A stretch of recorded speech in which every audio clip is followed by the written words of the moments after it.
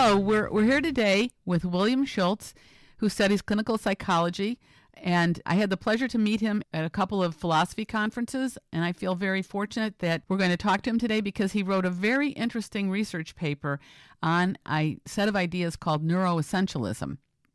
In our previous episodes, we've been discussing the power of ideas in shaping who we are and how we experience the world. So are we just biology, or is it our environment that shapes us? Do we have some choice in the person we become? William is going to be talking to us about this paper that he wrote in the Journal of Humanistic Psychology, and it's about the idea that there's a definitive way of explaining psychological experiences by reference to the brain and its activities.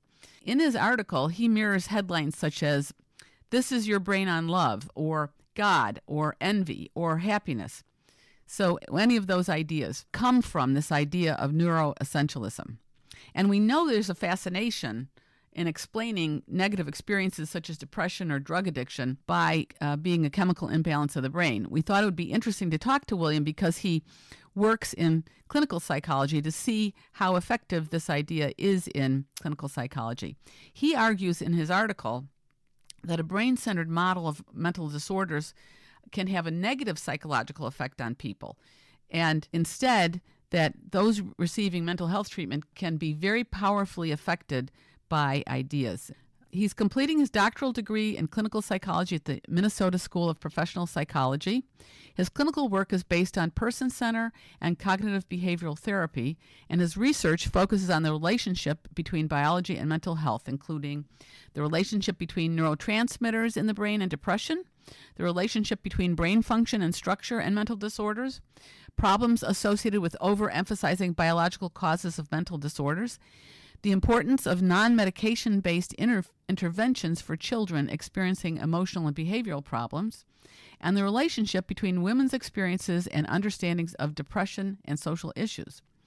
So this relationship between biology and mental health is especially important to William because of his own experience with severe anxiety and the way that he used his ideas in order to recover from it. He discovered that ideas are very, very powerful that way. He said that philosophy saved his life. I think it's going to be a fascinating conversation, and we hope you enjoy it.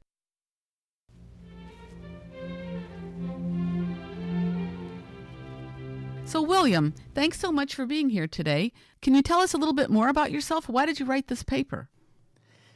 Oh, thanks for having me, Marsha. It's really fun for me to be here discussing this with you.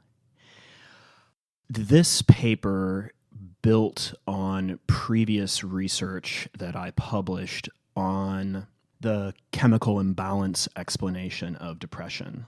So let me just give a brief description of what that explanation of depression looks like.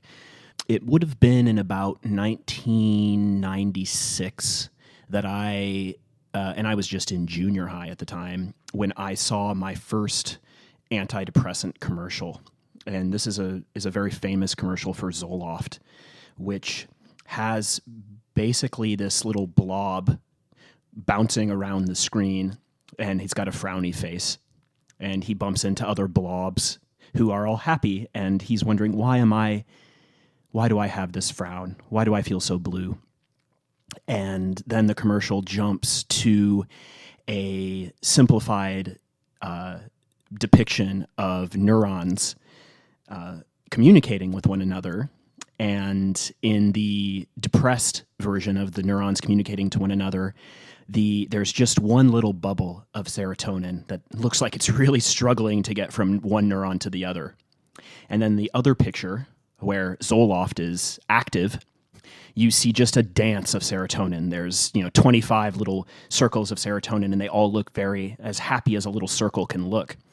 And what's serotonin? What's the significance of that? And what the significance is what the voiceover then says is, research suggests that depression may be caused by a chemical imbalance in the brain. And in this case, the chemical imbalance is a deficiency of serotonin.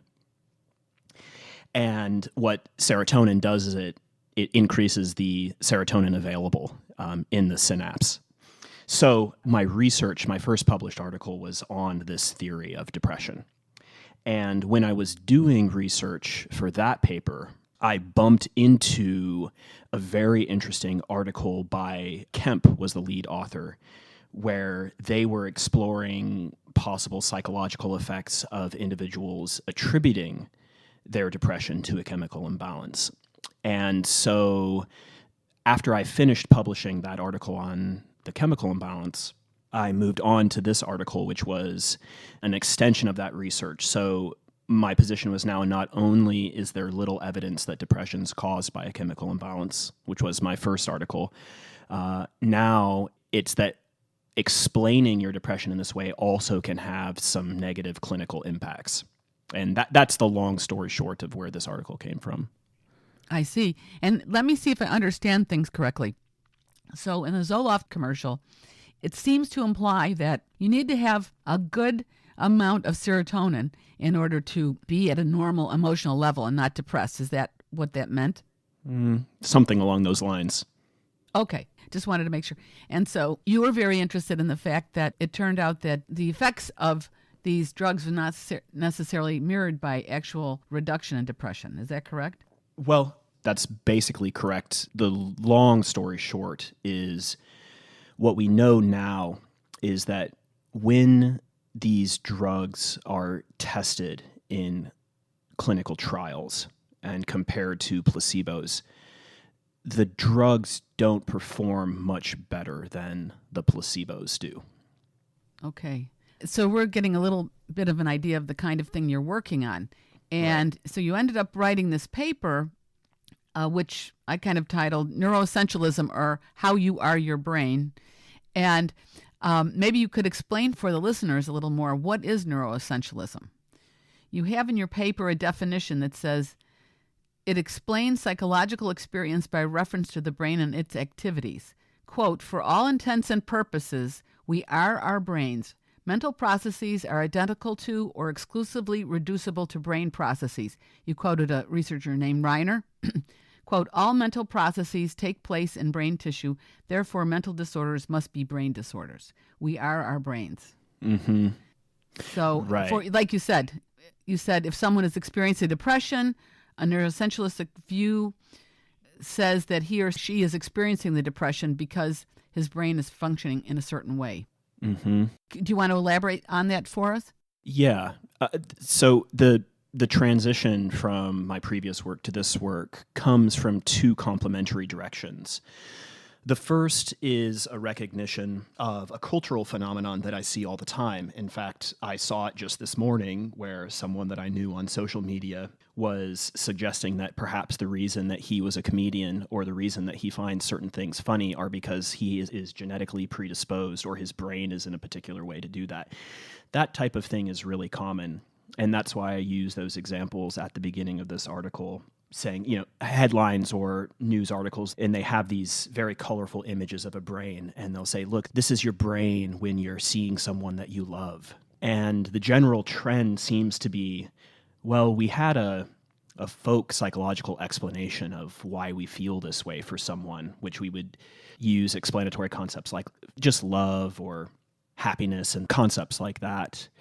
And a real understanding, the fundamental reason why we behave or feel or think how we do is because our brain is structured in a particular way. So the essential reason is because of our brain. So that's why it's neuroessentialism. Exactly. And so those higher level concepts we might use that invoke beliefs and feelings might be useful for a crude way of thinking about things. But if we really want to be scientific, then we're going to use brain-based language.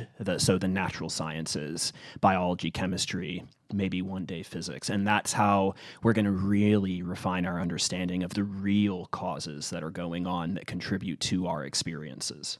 The second reason is really, it's related to clinical psychology itself. And a brief explanation of that is, in clinical psychology, clinical work is really dominated by the DSM, which is the Diagnostic and Statistical Manual. And the DSM has a list of all the different diagnoses that can be given.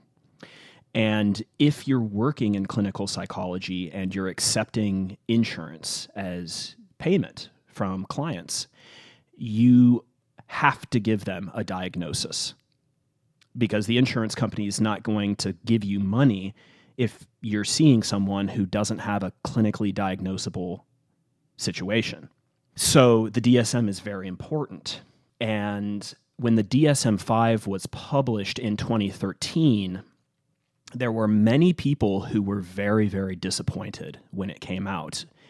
And one of the reasons for that disappointment was there had been a lot of hope that the DSM would begin to, at the least, tie in biological tests in the diagnosis of mental disorders like depression or generalized anxiety. And it didn't. And the reason that it didn't is because they were unable to make clinically actionable tests. So despite the fact that they've spent billions of dollars in research trying to come up with biological markers for mental disorders like schizophrenia or depression or anxiety, none of those markers have the specificity and the reliability that would enable us to, in a clinical way, have someone coming to see us go get this test, and that would assist in the diagnosis of depression or anxiety.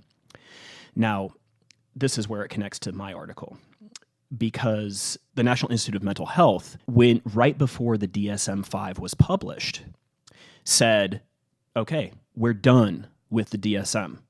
We're not going to use that anymore to guide our research because it hasn't given us any results. And by results, what they meant is it hasn't given us any clinically actionable biomarkers. And so in place of the DSM-5, they've launched the Research Domain Criteria Project. And the central assumption of that project, which is now more or less the federally endorsed view of mental disorders, is that mental disorders are disordered brain circuits. So if you're experiencing a mental disorder, the reason you're having that mental disorder is because your brain is malfunctioning. So wait, let me get this straight. The National Institute of Mental Health wanted the DSM to reflect the idea that the brain explained mental disorders, but the researchers couldn't find laboratory tests or x-rays or any other biological ways of showing the relationship between the brain and mental disorders. So there was no physiological specificity about it. So they couldn't put that into the DSM. And because they couldn't put it into the DSM, then the National Institute of Mental Health said, well, we don't like that because we want to explain things by a biological way. And so we're not going to use you anymore. We're going to have our own criteria. Right. So 2 points there. The first is the DSM is a publication that's produced by the American Psychiatric Association, which is not a federal institution. It's just a private organization. The National Institute of Mental Health, of course, is a government organization. So that's the first distinction. The second distinction is the National Institute of Mental Health is not saying, oh, well, let's just throw the DSM-5 out. They recognize that that's the book that clinicians are going to use in clinical practice. What they're saying is, from now on, we are not going to tie our funding of research to diagnostic classifications that are rooted in the DSM-5 framework. Instead, they will provide funding for individuals who structure their research in a rubric that they list out, which is much more generic. Okay. Very interesting. Very interesting. So you mentioned 3 reasons why neuroessentialism had gotten so popular as an explanation: reductionism, materialism, the desire to combat stigma, and the market for psychotropic drugs. Is this related to that? Well, that is a question that I have some intuitions about, but to actually draw the connections in a confident way where I would want to give some sort of definitiveness to my evaluations, I'm not in a position to do, but I can give you my general impressions. So in other words, that would be a political conclusion you're coming to, right? Yeah, something along those lines. So I don't know, for instance, how intertwined individuals at the National Institute of Mental Health are with, for instance, the pharmaceutical industry. Now, we do know quite a bit of the general level of the connections, which they're quite intertangled. But I wouldn't want to say of the individuals that are directing research at the National Institute of Mental Health, well, they're doing this because they want the pharmaceutical industries to be able to make some money. I just don't know that. And at the same time, you can't work in clinical psychology without brushing up against how powerful of an influence pharmaceutical companies are. So that's one point. And the second point is it does seem apparent that there is some form of reductionist thinking involved in driving the RDoC, which is the Research Domain Criteria Project, the alternative to the DSM. So there's some set of assumptions, philosophic assumptions about what mental disorders are that contributes to them wanting to go further down this path of research. Just to summarize, so you said in your paper that you think there's these three reasons why neuroessentialism has gotten so popular. One is reductionism, one is a desire to combat stigma, and one is the market for psychotropic drugs. Can you explain those very briefly? Because then I want you to talk about reductive materialism and the way it influences the thinking. Yeah. So I'll start with stigma. One of the nice effects, or the purportedly nice effects, of a neuroessentialistic approach to mental disorders is seen, I think, in cartoons that are popular on the internet, where it's a cartoon that illustrates someone who has their arm chopped off, and then there's another little stick figure next to them saying, just think positive.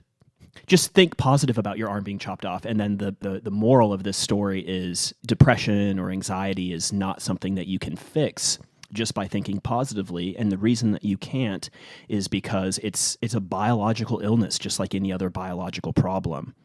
The way in which this approach may combat stigma is it decreases the level of personal responsibility or moral agency that's implied in someone experiencing depression. So many people who experience mental disorders experience a significant level of shame around the mental disorder. By pointing out or suggesting, look, this isn't your fault. You don't need to feel ashamed for this. The reason that you're experiencing this mental disorder is because you have a brain disease. Evidence has shown that this decreases levels of personal responsibility, perceived levels of personal responsibilities for the development of the disorder. And that can be a clinically useful tool. And so that's a prime driver of emphasizing this approach. The idea is that we can have a kinder and more gentle disposition towards individuals who are experiencing these disorders because it's not their fault. It's just something that happened to them. This would be contrasted to an approach that says, look, you're depressed right now and you need to fix it. It's your responsibility. So pull yourself up by your bootstraps. You need to toughen up. You need to change what you're doing or change how you're thinking. And that does seem to place a different type of responsibility on someone than an approach that says, well, you're experiencing this because you have a chemical imbalance. It's not your fault. Let's get you some medication. Sure. Well, I think of the history of autism and how in the 50s, 60s, and 70s, it was being blamed on the mother. And there's almost a 180-degree turn away from that. And it's now thought to be almost entirely physiological. Right. So the stigma has been taken away from them. I mean, the mothers were stigmatized terribly because of it.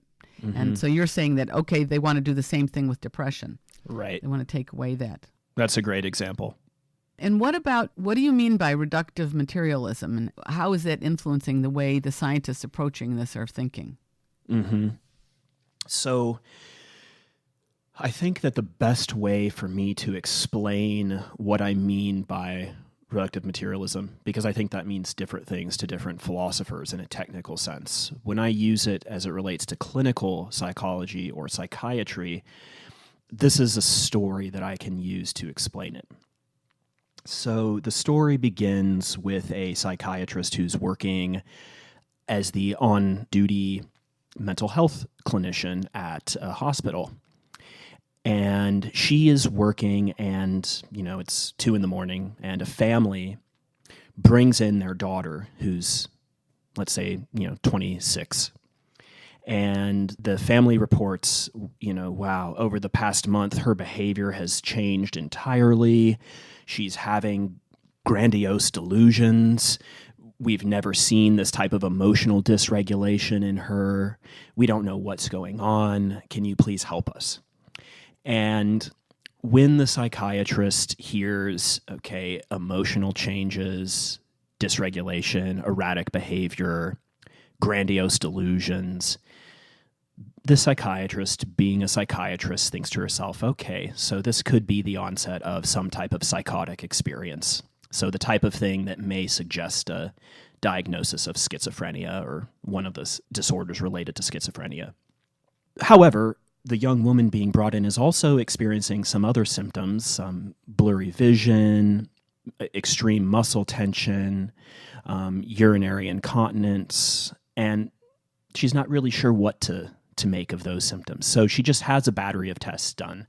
But, she's thinking, okay, so this woman probably is in a psychotic state, and we'll get to, during the process of her treatment, which will involve probably medication and perhaps some therapy, we'll try and get to the bottom of what's going on. So the lab tests come back, and it turns out that this woman doesn't have schizophrenia. She has an infection of syphilis that's reached her brain. And when syphilis reaches the brain, you can have grandiose delusions, and you can have erratic behavior, and you can also have all those other physical symptoms. And because of those lab tests, the intervention that's suggested is, well, antibiotics. We're going to give this woman a course of antibiotics. What we're most certainly not going to do is put this woman into psychotherapy to treat her neurosyphilis, because that's going to have absolutely no effect whatsoever on the bacteria that's infecting her brain. So they put the woman on a 8-week course of antibiotics, and she may have some permanent damage in her brain based on how severe the infection was, but those antibiotics are going to clear up the infection, her symptoms are going to go away, and so reductive materialism is something along the lines of the reason that this woman was experiencing grandiose delusions is because she had a bacterial infection in her brain. It has nothing to do with her family. It has nothing to do with her beliefs. It has nothing to do with her attitude. And it has everything to do with the way that her brain is structured and functioning. And so you're saying in your paper that psychologists and psychiatrists are taking that idea and applying it to all mental disorders. That's one of the underlying ideas of the RDoC, which is the reason that you're experiencing depression is because your brain circuits are malfunctioning. So the reason she had grandiose delusions is because she has a brain pathology of a particular type. Just extend the analogy. The reason you're depressed is because your brain is this way. The reason you're anxious is because your brain is this way. Mm-hmm. Can you go over some of the philosophical considerations of neuroessentialism that you raise in your article? I think that's related to these ideas, right? Right. For example, can you help us understand what counts as an explanation under these ideas? Right. So in the case of this woman being brought into the ER, the explanation for her grandiose delusions are the bacterial infection of her brain. However, note the distinction that exists between the way in which that clinical situation played itself out and the way that the DSM-5 is currently structured. There are no lab tests that we can do for depression. You can't get tested to see if you have a chemical imbalance or tested to see if there's some type of abnormality in the structure of your brain or in your blood that contributes to your depression. So what that suggests is that perhaps there's other forms or other contributors that are playing a part in someone experiencing their depression. And the first way that I try and describe this phenomenon in my paper is by doing a bit more of a refined look at the way in which philosophers have looked at the idea of an explanation.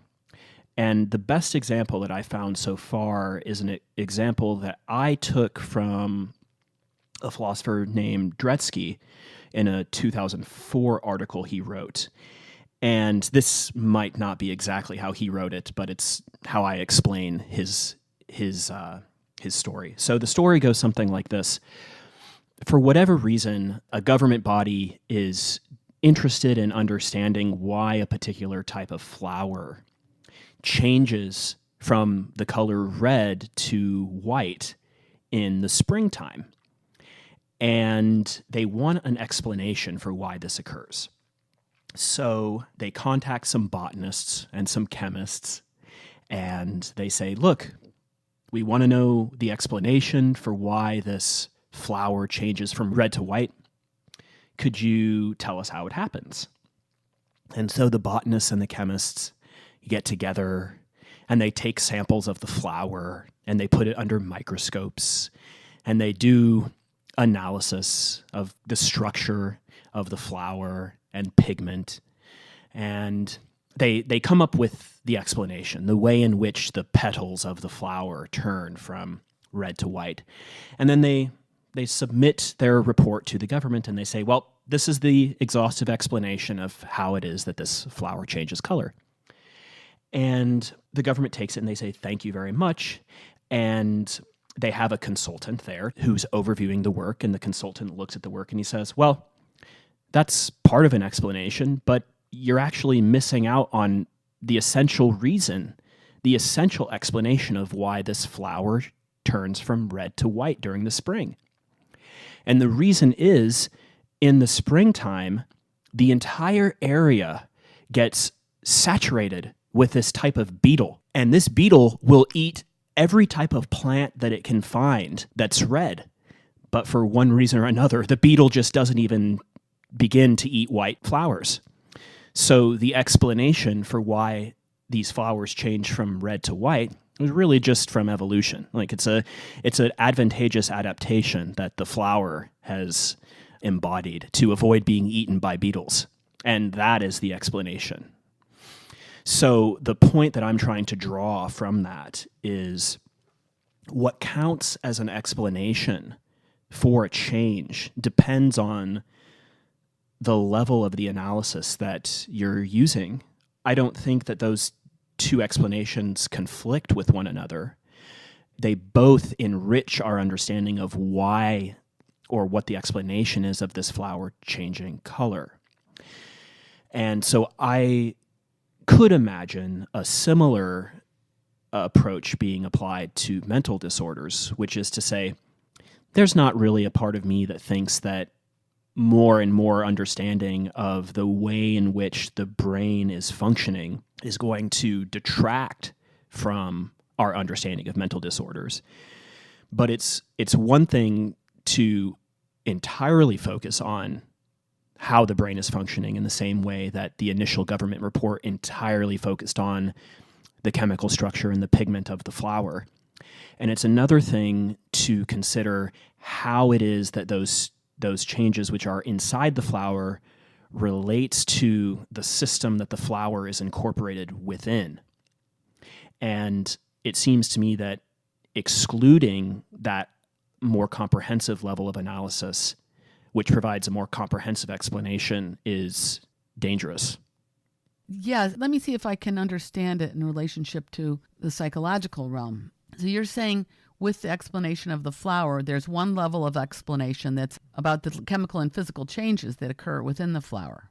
But however, there's another level of explanation about why the color changes rather than how it changes. Mm-hmm. And the why is an evolutionary explanation. Mm-hmm. So I'm trying to draw the parallel to the neuroessentialism point of view. And it seems to me that in the neuroessentialism point of view, they're arguing that all of the psychological effects that you see are only caused by physical effects in the brain. But it turns out that in clinical practice, you find out that there is a kind of downward causation from the ideas that people hold. So from what you said in your paper, if they have the idea, for example, that they're not in control at all of their depression, that it's entirely physical, then they actually get worse. Mm-hmm. But if they have the idea that they can affect change by changing their ideas and changing their actions, then they can get better. Mm-hmm. There's been some research which has indicated that the brains of children who have been diagnosed with ADHD are different. It's not clinically actionable, but some suggestive research. And at the same time, there's been some research that suggests that, well, children from disruptive, dysregulated households are more commonly diagnosed with ADHD. And the way of integrating those is to say, well, yeah, one way of explaining why this child has ADHD is to say that he has a malfunctioning brain. And another way to explain it is to say, well, no, his brain is reacting exactly as you would expect something to react in an environment that's very turbulent. And that is the same sort of explanation that's indicated by research, which shows that there's a large spike in depression when there's an economic downturn. There's no research that would suggest, oh, yes, because we have a spike in chemical imbalances in brains when there's an economic downturn. No, that's not what it is. What we do have is people experiencing more difficult financial circumstances, which contribute to stress, which contributes to symptoms of depression. Does that make sense, Marsha? Oh, yeah. And, it's interesting because what I keep thinking about with the idea that's left out of this discussion when you think of everything psychological as neuroessentialistic is the idea of mind. They don't talk about mind at all. They just talk about brain. And yet we have this concept of mind that refers to our psychological experiences. And so, in your view, what's the relationship between mind and brain? Mm-hmm. And how do you think of it? Yeah. So I don't know if I have a particularly sophisticated way of thinking about the difference between mind and brain. When I think of mind, I think of the components of our experience that we can draw upon subjectively. So beliefs, emotions, and behaviors to a certain extent. And when I think of brain, I think of the actual ways in which our brain works. For instance, the way in which neurons manifest action potentials to begin the process of communicating with one another. I don't recall ever told my brain, I need some action potentials now to get this done. I just sort of do, and I hope that my brain is going to function in the way that enables me to do that. Another distinction that I've used before, and I don't know how good of a distinction it is a distinction between hardware and software. So the hardware of my experience is my brain, just like the hardware of the computer that I have in front of me is, let's say, the hard drive and the memory and the computer processor. And those components are required for me to have a software experience, so a subjective experience, a mind experience. And one of the things that's appealing about that way of looking at things is that if someone were to bring a sledgehammer into my living room right now and smash my computer, I would no longer be able to have a software experience. But that wouldn't be because the programming was bad. It would be because, well, now my hard drive doesn't spin. At the same time, if I get a computer virus in my software, it doesn't actually affect the hardware in a way that's bad. My hardware is doing exactly what it's supposed to be doing, but there's a programming problem that's interfering with my computer functioning how I'd like it to function. And so from one perspective in clinical psychology, mental disorders are best understood as software problems. So you have some beliefs or some programming that's not functioning in a way that's conducive toward your goals. And it's not a problem with your hard drive. Your hard drive's just fine. It's that you're getting caught in loops that are getting in the way of your moving forward toward your goals. Now, the neuroessentialistic point of view says something along the lines of, well, but in the end, all software manifests on top of a hardware platform. So if you get a computer virus in your software, what you really have is a hard drive and a central processing unit and memory that are functioning in a particular way.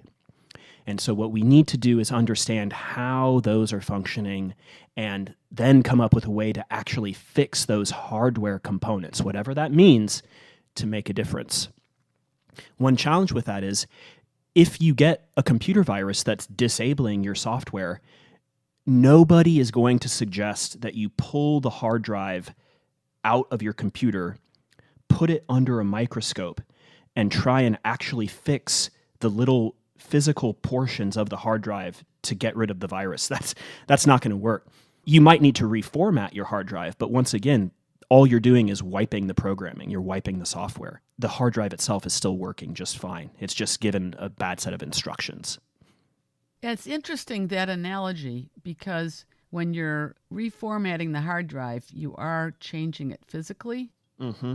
But what I hear you saying is that the physical explanation for many disorders is necessary but not sufficient to Right. explain what the difference is. For example, in your example of the syphilis case, you could say that the physical situation was sufficient to explain her mental situation. Yes. But there's many disorders in which it's not sufficient, and so we have to go to a different level of causation. We can't say it's just because the chemicals aren't balancing right, or it's just because the neurons aren't firing right, or it's just because the neurons aren't wired right.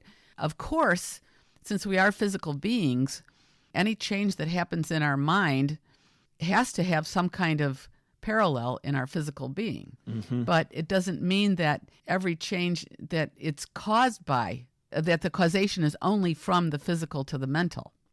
It seems to me you're saying that some of the causation is from the mental to the physical. In other words, that a person who has certain ideas or outlooks or ways of doing things that are in their mind, it can actually affect themselves physically. So that's like a downward causation from mind to brain. Mm-hmm. Exactly. So I'll say two things about that. One is brief, and the other is a bit more directly related to clinical work. This is an explanation that I've used to describe downward causation in a way that might be a bit more appetizing to sort of physically oriented thinkers or materialistically oriented thinkers. So there was a study, and it was a small study, so exactly how much you'd want to infer from it is questionable, but I think that it illustrates the point, where they took a group of people who regularly drank coffee, and they did neuroimaging of their brain, and they took blood tests of them to identify some concrete biological markers of what happens when they drink coffee, when they get this caffeine. And so they were able to identify some significant changes that occur when they take caffeine. And then what they did is they told this group of people that you have a 50% chance of being given caffeine, and we're going to see what happens inside of you.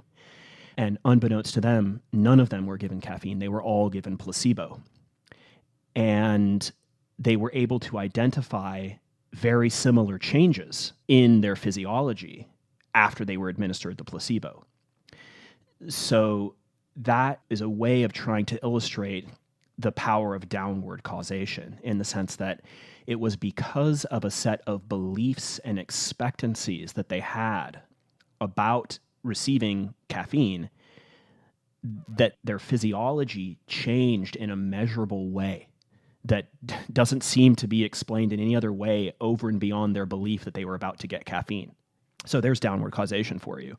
Moving on to the second clinical approach, maybe this would be a good way of illustrating it. So some individuals who experience severe social anxiety, they're very hesitant to go out and meet new people. And one of the things that clinical psychology has been able to identify is many people who experience this sort of severe anxiety related to being involved in social situations, they have a set of beliefs that seem to operate almost automatically for them. They're habits. And the belief may be something along the lines of they'll get involved in a conversation with someone, and someone may just look across the room to see who it is that entered the door. Now, one person might experience that glance away as, oh, they're curious as to who just came in the door. A socially anxious person might think to themselves, they just looked at the door because what I'm saying to them is totally uninteresting. And the reason what I'm saying to them is totally uninteresting is because I'm totally uninteresting. And you know what? I don't really think much of myself since I'm totally uninteresting. I'm kind of I'm worthless as a person. And being in this social situation reminds me of that worthlessness. And I'd rather not experience that reminder. Now, it's not as if someone in those situations explicitly and intentionally conjures up those thoughts. They just happen automatically. And then cognitive behavioral therapy would be a combination of identifying those thoughts and then exposing them to those situations and doing that again and again until they create a new set of thoughts and a new set of behaviors. And then the underlying thought there is it wouldn't be surprising if we could identify some underlying biological correlates of those thoughts that I'm worthless and I don't want to be here anymore, and the types of depressed mood that might pop up in relationship to that. The point is, we don't necessarily need to give them a medication to change their biological state from the bottom up. Instead, we can work from a top-down perspective and say, what are the types of thoughts that you have that influence the way that you're feeling and the way that you behave? And by changing those thoughts that you have, we can change the way that you feel and the way that you behave from a psychological point moving downward. This is a great example of how downward causation can work and how you can change things clinically to make a difference in the person's actual physiology. What is the neuroessentialist position on free will? And by that I mean the ability to control some aspects of thought and action. Do they totally toss that out the window? Well, I don't know. I could imagine there being different views on that. So there's at least two ways of thinking about subjective experience or free will as an emergent phenomenon. So I'll try and give my understanding of those two ways, and then maybe we can roll with that. So the first way, which is popular in clinical psychology, prominent researchers have advocated a position something like this, is an epistemological emergence of psychological experience or free will. And from this point of view, they can be agnostic on whether or not these bottom-up forms of causation are ultimately the drivers of experience or of free will. Who knows, they'll say. What we know right now is that we can find reliable and useful data by using psychological concepts that we are still tentative about their relationship to the underlying physiology, even though we recognize some kind of connection to that underlying physiology. Wait, this is what the neuroessentialists say, their position? Well, what I'm saying is this is the first of two available options. So this is the milder conclusion. The more fundamental conclusion would be something which would be an ontological emergence. Epistemological emergence is what I've seen most common in the literature. And it seems to me that the reason that that's appealing to psychological researchers is it allows them to maintain a stance which is congruent with materialism while not insisting that we find reductive explanations. Because it's a kind of a pragmatic point of view. Well, we know that these ideas work, and yes. So we'll just continue using them. Exactly. And because you're referring to ideas, that's why it's called an epistemological stance? Right. Okay. And so what I think is a bit more of, well, it's less common in the literature at least, it would be an ontological emergence, which says, well, no, there's something that's fundamentally different, fundamentally unexplainable from a lower level of causation that is involved in understanding psychological experience. So one of the ways that I try and tap into that sort of challenge in the article is an example that I borrowed from Noe, who's a philosopher and a neuroscientist. And he tries to illustrate this by a similar set of circumstances, and the government asks some physicists, because after all, physicists are the scientists who are exploring what's really real about the universe, to find the value of a dollar. And so what the physicists do is they take the dollar and they put it under their best microscopes. Maybe they even take a dollar and somehow throw it into a particle accelerator, and they try and find the value of the dollar. And they find all kinds of data about what's physically involved in a dollar bill. And then they have to go back to the government and say, well, we just can't find the value of a dollar in here.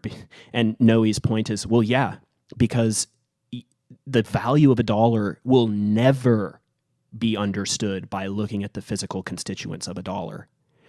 It can only be understood by understanding the way in which that little piece of paper interacts with a whole host of other variables that manifests or emerges as the value of a dollar. And so this is this is parallel to explaining the emergence of mind out of the physical substrate of brain. Right. That's what you're saying. Okay. But you're saying there are some neuroessentialists who believe in that position, that the mind is an emergent property? No, I don't think neuroessentialists would believe that. I think that at the end of the day, many of them would argue for some type of reductionism. So that position, that there's a genuinely new emergent property that relies on lower level forms of interaction but cannot be explained by those lower level forms, that's not something I've seen a lot in the psychological literature, over and beyond reference to the fact that that is what the debate around emergence is. But the ins and outs of that debate, I mean, clinical psychologists don't really do that because that's not their area of specialization. That's where philosophers come in. Sure. I mean, to me, in a certain way, the emergent property position is obvious even in the physical area. Because, for example, two hydrogens and an oxygen have different properties when they're separate than when they're combined as water. So even in the physical area, you have the emergence of properties when you have different combinations of things. And it seems to me that what we're saying is, okay, when you have a certain kind of brain and body, a human brain and body, you have a new physical situation in which this emergent property of mind occurs.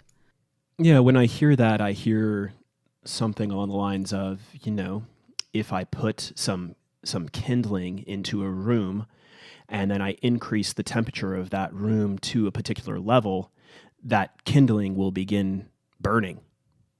And it's not as if fire is a part of the kindling.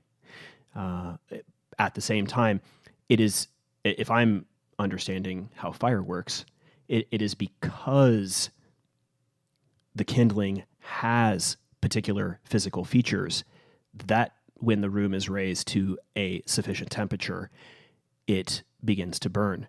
And so the contrast to that would be put a bucket of water in the same room and it will not start burning.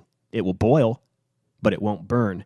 And the reason that it won't burn is because of the physical properties that it possesses. Yes.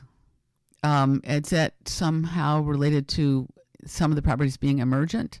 Well, I guess in other words, as a result of the combinations? Yeah, it's a result. So it's the result of a combination between the physical entity itself and the conditions in which that physical entity finds itself.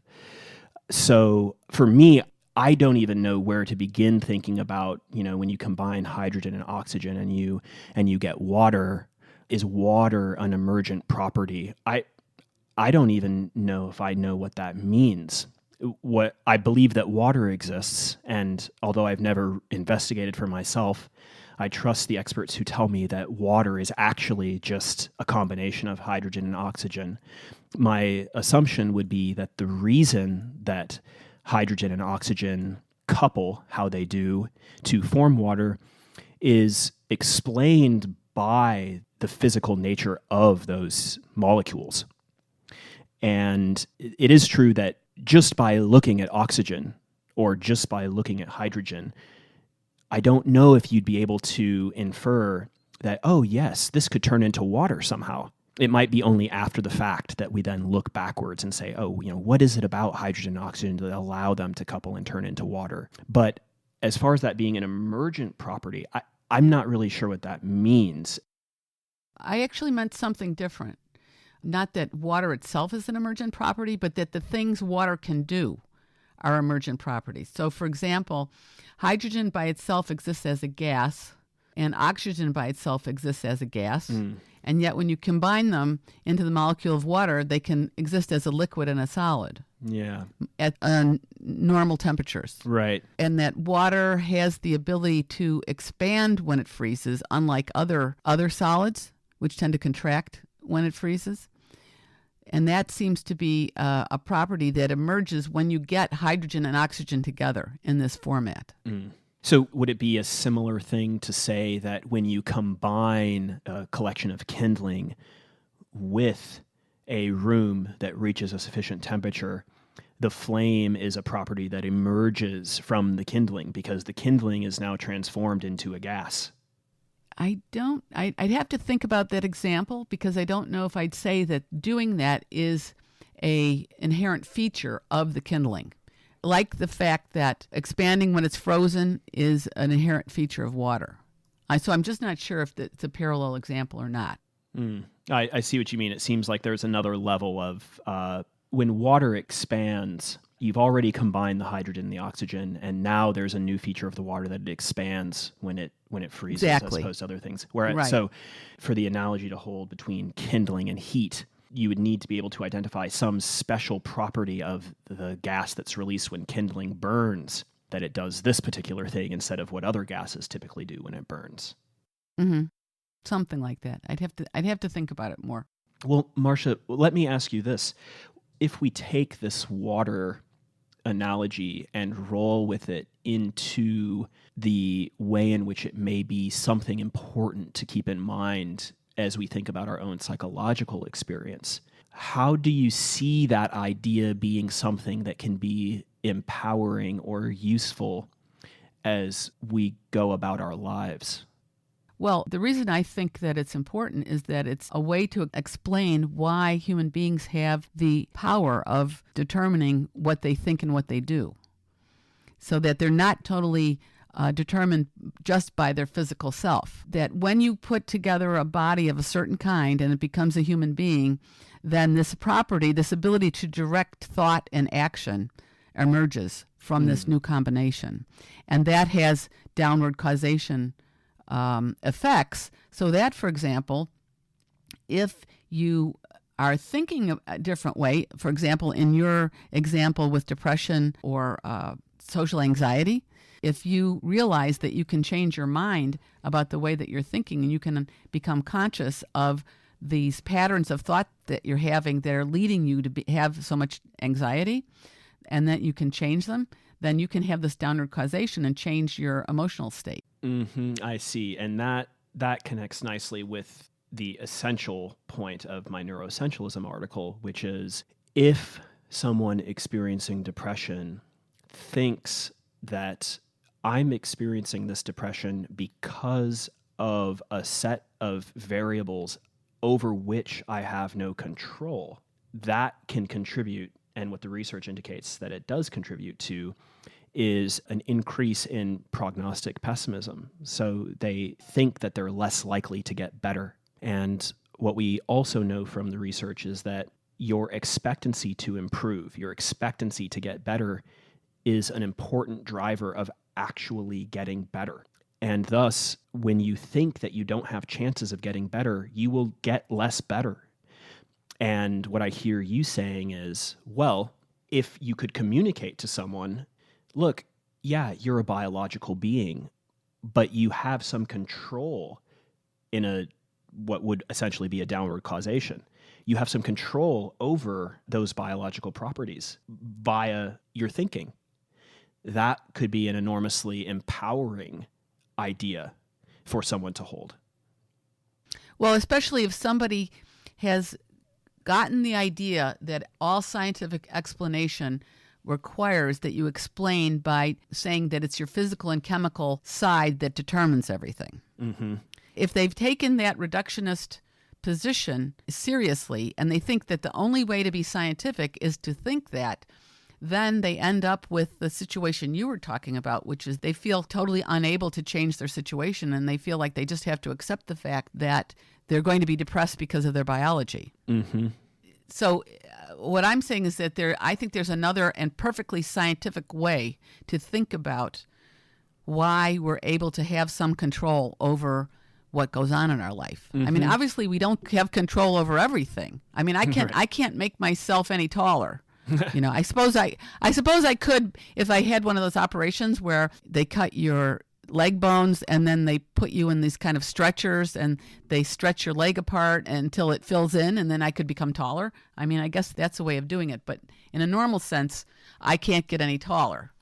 But there are certain things that I have control over, and they have to do with ideas that I'm thinking, what I pay attention to, and then what do I do with those ideas in terms of how I act. Yeah, and the analogy here would be loosely that in the same way that you can't make yourself taller, the unfortunate woman that was brought into the ER room with grandiose delusions is not going to be able to think herself out of the bacterial infection in her brain. Now, maybe at some point in time, there will be some sort of thinking process that could make that happen. I don't know what that would look like. But our current understanding seems to be, no, if you have a bacterial infection, you're going to need antibiotics to fight it off, or your immune system's going to be fighting off in some way. The point is, your thinking isn't going to be playing a role in changing that in a way that your thinking might play a role in identifying and challenging some of the thoughts that are involved in, for instance, something like depression. Right. And the fact of the matter is that, yes, each one of us are born with a certain physiology, brain construction, certain physiological tendencies. And so somebody may be born with certain kinds of physiology that lends itself to thinking in certain kinds of thinking patterns. For example, I was thinking in the case of people with social anxiety, because I know quite a few people in my own personal life who are very, very empathetic people. They easily are aware of what other people are feeling, and it makes them have a hard time being in a social situation too much. They have to retreat from that because they're so aware of other people's feelings that it tends to be exhausting after a while. So they have to retreat from that and have their alone time. And I don't know if just thinking about the fact that they have this experience of empathy and being aware of other people's feelings is something that they could actually ever change in themselves, because it seems to be something that what I've noticed that they've had since they were little teeny tiny babies. But they can become more aware of the fact that they have this experience and then figure out ways to redirect their thinking or control their physical circumstances in their social interaction, how much they go to parties or something like that, to deal with this situation and just be more conscious of it so they don't have that sense of overwhelmedness. And I was thinking that maybe, in your example of the social anxiety, it sounds like somebody who's really aware of what other people are feeling and thinking, and they're paying a lot of attention to that. Yeah, and the thought that occurred to me when you gave that example was the difference between the view that I'm suggesting in my article and the neuroessentialism view is there tends to be a type of fatalistic thinking implied in the neuroessentialist point of view, which says, look, this is how you are, and there's nothing that you can do to change it. Whereas what I'm suggesting is something on the lines of, okay, well, perhaps we could explore ways that individuals who experience social anxiety, they could try out this way or try out that way, whether those are behaving ways or thinking ways or behavior modification ways that may lessen their experiences of that anxiety. So let me give a brief example of that. Different disorder, same sort of thinking, which is the most effective treatment for obsessive compulsive disorder is exposure and response prevention. So what that would mean is someone who washes their hands 150 times a day, when they come in for treatment, it's because they would like to stop washing their hands but when they don't wash their hands, they feel incredibly anxious. And part of that treatment might be identifying some of the thoughts involved that contribute to their hand washing behavior, like, oh, I may catch this deadly disease, so on and so forth. And them just thinking about it often isn't enough to make a change. However, if they begin a process of actually touching door handles and trash cans and not washing their hands, over time they can learn that, you know what, this anxiety that I feel after I touch these things will go away on its own. It's not actually that dangerous. That would be different than saying, look, you've been diagnosed with obsessive compulsive disorder, and what that means is that your brain is a particular way, and there's nothing that you can do about it. Now, we can give you some drugs that will maybe make your experience less distressful, but this is how you are. So I think the important distinction there really orbits around what's possible for us in a given set of circumstances. How much can we change features of our experience in a way that's empowering for us, as opposed to what are we going to be subject to? So we're not going to think away gravity, but we can, in essence, move away from other forms of pathology that would manifest in obsessive compulsive disorder. Exactly. There are so many situations like that. The example you gave with obsessive compulsive, it sounds in a certain way like the person has a habit of thinking a certain way about the germs. And what you're doing is breaking that habit by getting them to take a different course of action and then seeing what the consequences of those actions are. And then after a while, when they see that the consequence is not dangerous or deadly, then it begins to integrate with their emotions and they don't feel as anxious anymore about it. Mm-hmm, exactly. And what popped up for me when you gave that description was that process takes time. And maybe one of the reasons that it takes time is related to the way in which thinking is rooted in our biology. I don't know. What I do know is when I've treated individuals with obsessive compulsive disorder, from the minute they walk in and begin describing the symptoms, I'm able to draw on the theoretical and clinical literature, which not only conceptualizes what they're experiencing, but also suggests to me the way in which I can interact with them that make changes.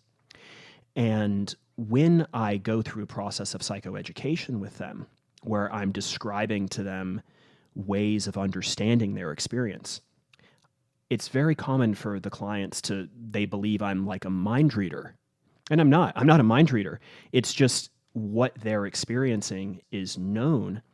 And when I explain to them the process of change, when I say to them, one of the things that we're going to be doing is we're going to be identifying the types of situations that make you anxious. And then we're going to be throwing you into those situations one step at a time. They can understand conceptually what I'm telling them. So when I explain to them some of the features of conditioning that take place, so I might say something along the lines of, well, listen, here's a problem. The problem is every time that you experience some anxiety related to washing your hands or getting some germs, you go and wash your hands. And that's a problem because you now have forgotten that anxiety that you've experienced will go away on its own. You've positively reinforced that behavior because after you wash your hands, you feel a lot better. That's that habit-breaking component. Mm-hmm. And my point there is that it's not enough for them to conceptually understand the process. They have to actually do it. And a good way of explaining that is I had a friend in high school who typed with 2 fingers. She typed with her pointer fingers. And she knew that it was slower than typing with all of her fingers and would sometimes complain about how long it would take to type her papers. And I would point out, well, you should just learn how to use all of your fingers. And no part of her didn't get that, yep, if you have 8 fingers and your thumbs typing instead of just 2, you'll be able to get more keystrokes per minute. You'll have less time writing papers. That conceptual understanding doesn't translate into what it's like to actually have the muscle memory involved in typing. And I don't know the way in which that necessarily plays in or out of our conversation of neuroessentialism and emergence and downward causation, but it's something that's really important for me because I have a lot of clients who come in and it seems to me that they believe that just thinking differently is going to make a difference. And that's not how I've seen it play out. They do need to think differently. And those new ways of thinking need to be combined with new ways of behaving. And that seems to be what really does the trick. So what you're saying is that your thoughts always have to be related to your actions, or else they're not going to have the same effect on your whole self that you want it to have. And certainly not on your emotional self. That's what I've seen, and that's what the clinical literature suggests. So what do you think in the long run about this neuroessentialistic point of view? Do you think it should be thrown out or adapted? It doesn't sound like it's really helping people get better. Of course, if we find out that whatever is happening mentally is caused by bacteria, that's one thing. But with these other disorders, what do you think we should be doing with this theory? Is it a useful theory or not? Well, I think that the idea from a neuroessentialist perspective is, well, fundamentally, it's bacteria, so to say, all the way down. It's just we don't know what it is yet. So it's not necessarily bacteria, but it's neurons firing in a bad way, so on and so forth. And my approach to that is I don't think that that's likely. And at the same time, maybe at some point in the future, that will be the case. What I do know is that right now, that way of approaching things is not helping anyone. And even the proponents of neuroessentialism agree with that. And in addition to not helping anyone now, it seems that there's real reasons to believe that it can be harmful because of the way that it seems to channel people into an essentialist way of understanding themselves. So this is just how I am. I can't change how I am. And what I would hope is that in the future, there's going to be more recognition of the power of, for instance, some form of understanding top-down causation, some form of understanding how by identifying and changing the way that we think and behave, we can influence in a powerful way the way that we feel. And along those lines, it's nice that there's been as much critical commentary and pushback in relationship to RDoC as there has been. And nevertheless, RDoC still exists and it's still churning away. And now the research juggernaut that it is appears to have this tendency of, if you stand in the way, you can just be marginalized or straight up run over. And that's a little bit concerning to me. One thing that's curious for me to know is most of the clinicians that I've talked to, not researchers, but clinicians, don't even know what RDoC is. And that is a bit concerning to me because they will be, or at least future clinicians will be influenced by the type of research that's produced because there's an insistence that what we do be at least in some way evidence-based. And so at some level, at some time, there are going to be influences. And that's a little bit concerning to me. And I do want to say one more quick thing about that, which is I gave a presentation on neuroessentialism at the Minnesota Psychological Association this past April. And it was curious because during the Q&A period, I was getting positive remarks from the psychiatrists that were attending it and a lot of pushback from the psychologists, which seems like it would be the opposite. The reason that pushback was there was in clinical psychology, there's a big emphasis on the idea of a biopsychosocial model of emotional distress. And the idea of a biopsychosocial model is we want to be as comprehensive as we can in understanding what contributes to someone experiencing a mental disorder. And so we're going to look at everything. We're going to look at their biology, and we're going to look at their psychology, and we're going to look at their social environment. And we're going to try and integrate all of those components into a comprehensive picture of the etiology of their disorder. And I don't, in principle, I'm not opposed to that. The way that I began and tried to address that was I first gave an example of the woman brought into the ER. And my point there is, look, you don't need any psychological understanding to understand why she's having grandiose delusions. In fact, emphasizing the psychological component is just going to be a waste of time. You should just be getting her the antibiotics as quickly as possible, much less start doing family therapy with her. At the same time, I presented my favorite example of the relevance of clinical work, which is something along these lines. A junior psychiatrist approaches his mentor and says, look, I've been working with this gentleman for more than a year now, and I'm not making any progress. He's just really, really depressed. Do you want to see him? And so the mentor, senior psychiatrist, says, yeah, I'll see him.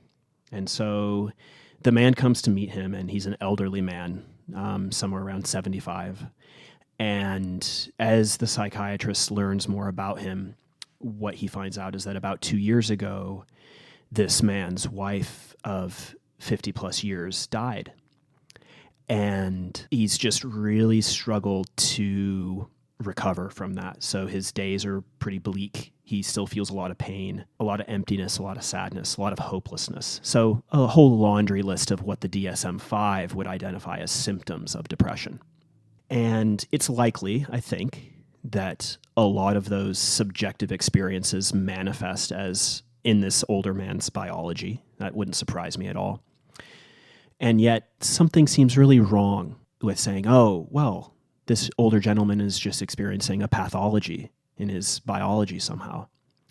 And I was always been really touched by the way in which I read this example, because this is an example from Frankl. And the way he described it was, he realized that, this older man really did have a special marriage with this woman, and that in many ways he didn't want to change that pain, because that change is just the flip side of the coin of the man's love. However, what did suggest itself was he asked the older man, what do you think that your wife would have felt if you had been the one who died first? And he said, he sat back and thought for a minute, and he said, oh, I feel like she would have felt very much like how I feel now. Just sad and little energy and feeling empty and hopeless. And that's when Frankl suggested, so is it true then that by you bearing that experience now that you've spared her from having to go through that? And according to Frankl, it was as if something just clicked inside of the man. And he got up and never came back. And Frankl's interpretation of that is, now this man has a meaning to his suffering. And the point is, you didn't need to give this man antidepressants. Maybe they would have helped, but you didn't need it. What this man needed was really psychological and meaning-based. And it's not just that you can get those changes that you were looking for without a biological intervention. It's that it seems that by approaching it from a psychological level, it's something that's closer to the truth of this man's reality. Absolutely. It's interesting. It seemed to me that, and you said as much, that the man's depression was the realistic response to his actual situation. Yes. Because he was missing a tremendous value in his life that had taken up so much of his life. I mean, if he wasn't depressed about this, I think I would have thought that was really weird. Yeah.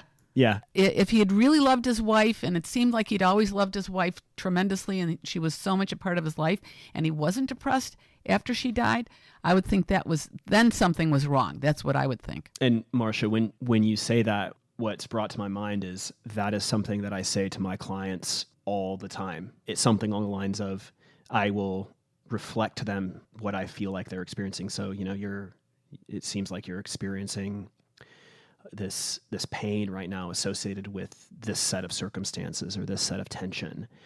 And then I'll say something along the lines of, and this might sound a little bit strange, but I'm actually glad that that's what you're feeling, because it makes a lot of sense that that is how you'd be feeling. So you don't have this thing that you want right now, and it hurts. And if you weren't feeling that way, then I might be even more concerned. Because maybe now you're just numb to the entire experience. So exactly. And it's very nice for people to hear that, because there tends to be this component of individuals who think that because I'm in pain, there's something wrong with me. And I was thinking also that with the older fellow in Frankl's example, Frankl got the older fellow to realize that he actually had a power in the situation. Exactly. That he didn't realize that he had. And that was the power to keep his wife from being in pain. And when I hear that, it's what I took from Frankl's whole approach to psychotherapy, which is the essential component in psychotherapy for people experiencing chronic distress is to find meaning in their circumstances. And for Frankl, as far as I've read him, the point of meaning is that you always have the option to transcend your circumstances, and that's the essential feature of being a human. Well, that's quite an inspiring story, I think, that a 75-year-old man who'd lost his wife after 50 years and was extremely depressed could walk out of Frankl's office actually feeling empowered. Yeah, I've told that story many, many times, and I still have to hold back tears a little bit every time I retell it. Yeah, sure. I think it's a wonderful way to illustrate the power of the psychological side of our life, that the mind and our ability to do things with our mind can make such a powerful difference in our life. I was wondering if there was anything else you wanted to say about your paper or the ideas in it? I don't know, Marsha, if this would be useful. I mean, I think that in general we covered what I convey in the article. The one thought that came to my mind was it may be useful for listeners to have just a brief description of the way in which the research literature has concretely identified the way in which essentialist thinking can contribute to prognostic pessimism. And the best example of that I include in my article is a experimental study by Kemp, Lickel, and Deakin that was completed in 2014. And the way this experimental study went was they had their participants, it was about 75. So they recruited them, and what they had them do was individually come into a room where one of the researchers' assistants, wearing a white lab coat, took a swab of their mouth. And all of these individuals were individuals who had experienced some symptoms of depression. And after taking the swab from their mouth, he left the room and telling the participant, well, I'm going to conduct a test. And then came back with a printout with a little graph that showed either that their serotonin levels were within normal ranges or that their serotonin levels were dramatically deficient, suggesting a chemical imbalance. And after they had conducted this test, they had them fill out some assessment tools designed to measure these individuals' beliefs that they would be likely to get better as time passed. And they also measured the types of interventions these individuals believed would be effective in treating their symptoms of depression. And what they found was that the individuals who had been given results indicating a chemical imbalance thought they were much less likely to believe that they will get better. And they were much more likely to favor medication as opposed to psychotherapy. Now, of course, all the tests were fake. There is no swab test that we can do to identify a chemical imbalance. But their point is that the belief that what's causing the symptoms is a chemical imbalance has real tangible effects on what people believe in terms of their future and what people believe in terms of what types of avenues are open to them feeling better. So I think that's a great example of illustrating concretely how some of these ideas can manifest. Thanks for bringing it up, because it certainly shows the practical implications of ideas and how powerful they can be in your life. I want to thank you for spending time talking to us about these ideas, so much time, and I think you were very enlightening in what's going on in clinical psychology. It's in some respects a little frightening, because if these neuroessentialist ideas gain too much ascendancy and too much political and, in effect, monetary power, it can be very detrimental to people who actually need psychological help instead. Right. Instead of they'll want to be just pushing drugs on everybody. But hopefully there's enough backlash about that. I mean, I certainly see people complaining about this thing all the time in publications and things like that. So hopefully it won't get to that point. And I hope that your paper adds to the voices out there that are arguing against that point of view. So thank you very much for being on the show, and hope to talk to you again sometime about this. Yeah, thanks, Marsha. I had a lot of fun. Good. I did too.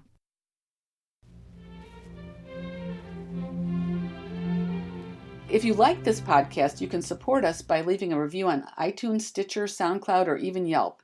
And you can tell your friends about it. You can mention it on Facebook or other social media. And you can support it by contributions at our website, thegreatconnections.org. Thanks for listening, and please join us next time.